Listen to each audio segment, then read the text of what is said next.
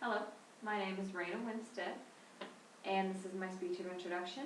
I would like to start out by telling you a little bit about the origin of my name, Rheana. It actually is Spanish for queen. Although my mother was unaware of this at the time of my birth, she thought she made my name up.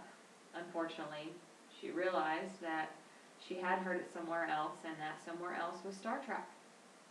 So instead of being named for a queen, I was named after a robot who fell in love with Captain Kirk and self-destructed because of that love. So an interesting start to my childhood. I was raised in a family of 4 children, the youngest, so naturally I had the perks of being the baby of the family. But I will say that growing up in a large family, we lived in Arkansas, a small state, in a small town, in a small house. So growing up, we learned a lot about patience, respect for space, boundaries. I will say that although I did have the perks of being the youngest in the family, that didn't really help in the line to the one bathroom in our house. So I did learn a lot of patience, although we didn't have much. We also learned a lot about respecting what we did have because there was not a lot. So I think that has really made an impact in my life now, especially having only been married for 5 years. We do respect what we have, and we will cherish it until we can do better financially. I met my husband my senior year. We have been married almost 5 years now. We have 2 children, Isabella and Logan. Isabella's 4 and Logan is 2. We had an interesting start to our marriage, I'm sure as everyone does.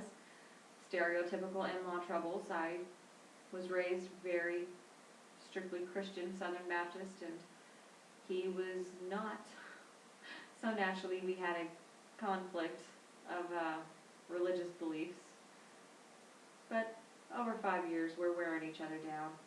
So it's all great, and we all get along famously. After the birth of my daughter Isabella, my husband joined the Army, and that was 2006. We have had an interesting uphill climb these past several years, and we were fortunate enough to be stationed overseas in Germany as our first permanent duty station. Having come from such a small state, and neither of us growing up military or even traveling for that matter, this has been one of the best experiences of our lives. We are so thankful that we had the privilege of having our son born over here. It was interesting to have an almost dual citizen baby, but for the sake of paper and trees, we just made him an American citizen, so hopefully he's not angry about that when he's older. We have just finished our first deployment, 15 months, and it has taught us a lot about self-preservation, has taught us a lot about our strength in each other and our trust and faith in each other, and it has been one of the best experiences of our marriage thus far, ironically, being apart. It has also given me a great perspective and a newfound respect for single parents, even more than I already had, because being without your spouse for 15 months when you've had them this entire time, there's a lot that you don't realize that they participate in until they are not there. So it's been an interesting trip in Germany, but we have loved every minute of it. We have also learned to respect the German nationals and immerse ourselves in the culture and kind of learn a little bit of what they treasure and value and how they run things, and as compared to Americans, and it's really, really great to see the differences and the similarities.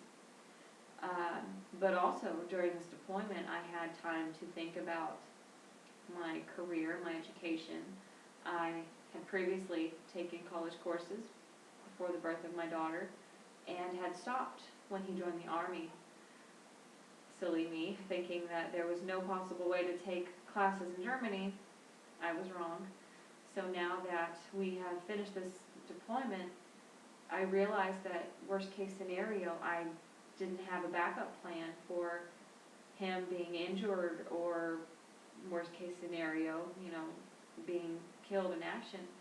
So decided to sign up for courses and get back on my career path of becoming a nurse. I assumed that my worst class would be speech. I'm not very good at it. So I've decided that if I can do my first online course ever and do it in a class that is not really my forte, that I can do anything. So this is my trial run, and hopefully it only gets better. And hopefully when I'm in my Foundations of Speech Communication 3, I'll be just that much closer to reaching my goals and becoming a nurse. It's always what I wanted to do, and I just have a respect for anyone in the medical field, so it's really going to be an honor if I can finish. So, that being said, everything I've talked about hopefully only gets better, and thank you for listening.